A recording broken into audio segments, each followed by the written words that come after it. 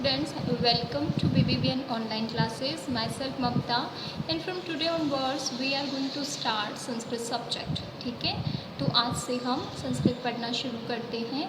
संस्कृत में अगर आप अपनी स्क्रीन में देख सकते हैं तो हमारे NCERT सिलेबस के अकॉर्डिंग हमारे सिलेबस में है ये बुक जिसका नाम है रुचिरा प्रथम भाग. ठीक है, जो कि 6th क्लास के लिए ऑन गोइंग है.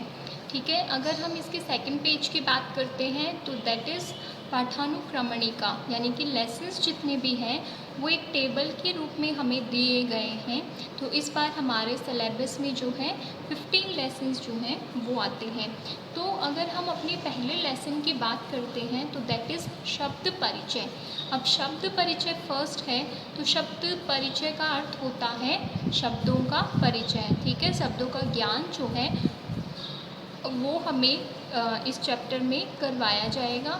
तो किस तरीके से छोटे छोटे शब्द मिलकर एक वाक्य बनाते हैं, उनका किस प्रकार से अर्थ निकलता है वो हम इस वीडियो में पढ़ेंगे. तो एषः मेनली इस चैप्टर में बात की गई है अकारांत पुल्लिंग शब्दों के विषय में. अब अकारांत पुल्लिंग शब्द क्या होते हैं? जिनके अंत में अ आता है. ठीक है, जिनके अंत में अ आता है वो अकारांत पुल्लिंग शब्द कहे गए हैं. तो पढ़ना स्टार्ट करते हैं. एषः कः, यह क्या है? एषः का अर्थ है यह. अब एषः जो है वो पास के यानी कि समीप की चीज़ों के अर्थ में यूज़ किया जाता है. तो एषः कः, यह क्या है? कह का मतलब क्या. एषः चषकः, यह गिलास है. ठीक है, तो हम इसमें भी देख सकते हैं कि हमें गिलास दिखाई दे रहा है, तो यह गिलास है. ठीक है, जो क्वेश्चन वाले वर्ड हैं जिनमें प्रश्न किया गया है वहाँ पर क्वेश्चन मार्क लगाया गया है, और जहाँ पर उत्तर दिया गया है वहाँ पर जो है वो पूर्ण विराम के अकॉर्डिंग लगाया गया है. फिर है तीसरा वाक्य, किम क्या, एषः अर्थात यह बृहत् बड़ा. तो क्या यह बड़ा है? गिलास के विषय में पूछा गया है कि क्या यह बड़ा है. न, नहीं. एषः लघु, यह छोटा है. ठीक है, तो एषः का अर्थ, एषः जो शब्द है उसका वाक्य में किस प्रकार प्रयोग कर सकते हैं वो हमें यहाँ पर समझाया गया है. नज़दीक की चीज़ों के विषय में जिस प्रकार से हम इंग्लिश में दिस का यूज़ करते हैं, यहाँ हम एषः का करते हैं. तो एक बार फिर से हिंदी अर्थ देख लेते हैं. एषः का, यह क्या है? एषः चषकः, यह गिलास है. किम एषः बृहत्, क्या यह बड़ा है? न, नहीं. एषः लघु, यह छोटा है.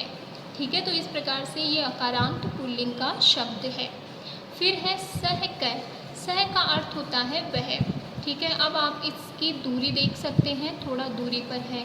तो जिस तरीके से हम इंग्लिश में दैट का यूज़ करते हैं, हम संस्कृत में सह वर्ड का शब्द का यूज़ करते हैं.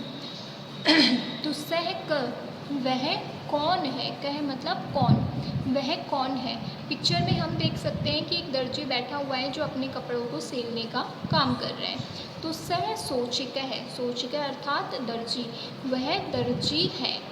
सोचिक किम करोति. सोचिक अर्थात दर्जी, किम अर्थात क्या, करोति यानी करता है या कर रहा है. तो सोचिक है, दर्जी क्या कर रहा है. किम सह खेलती. फिर से प्रश्न किया गया है, क्या वह खेलता है. तो नह, नहीं. सह वस्त्रम सिव्यति. वस्त्रम अर्थात कपड़े और सिव्यति अर्थात सीलना. नहीं, वह कपड़े सील रहा है. ठीक है, तो इसमें हमें सह जो है उसका वाक्यों में किस प्रकार प्रयोग करना है और इसका क्या अर्थ निकलता है और किस प्रकार से हम उसका प्रयोग करते हैं. तो प्रयोग हम करते हैं दूर की चीज़ें जो हैं उनको बताने के लिए या समझाने के लिए, जैसे हम दैट का यूज़ करते हैं. और इसका अर्थ होता है वह. तो सह कह, वह कौन है, प्रश्न पूछा है. सह सोचिक है, वह दर्जी है, उत्तर दिया गया है. सोचिक है किम करोति, दर्जी क्या कर रहा है. फिर क्वेश्चन किया गया है, किम से खेलती. एक और क्वेश्चन है कि क्या वह खेल रहा है. नह, नहीं. सह वस्त्रम सिव्यति, वह वस्त्र सील रहा है. इस प्रकार से आंसर दिया गया है. ठीक है। तो इसमें हमने पढ़ा एशय अर्थात यह और सह अर्थात वह। एशय का अर्थ हम यूज़ करते हैं पास की चीज़ों के लिए और सह का अर्थ हम यूज़ करते हैं दूर की चीज़ों के लिए। फिर हमारा आता है एतौ। ठीक है, अब एतो है तो इसका मतलब दो। ठीक है, वे दोनों। ठीक है, दो के अर्थ में। तेई कौ, कौ अर्थात कौन, वे दोनों कौन है। इस पिक्चर में देखिए, समीपता देखिए हमारे वाक्य और पिक्चर के पास में काफ़ी समीपता है। ठीक है, तो समीपता के अर्थ में दो लोगों की जब बात की जाए तो एतो का यूज़ करते हैं, यानी कि ये दोनों कौन हैं। एतो, ये दोनों शुनकौस्तैन, कुत्ते हैं। ठीक है, तो ये दोनों कौन है, ये दोनों कुत्ते हैं। पिक्चर में भी हम देख सकते हैं कि डॉग्स की बात की जा रही है।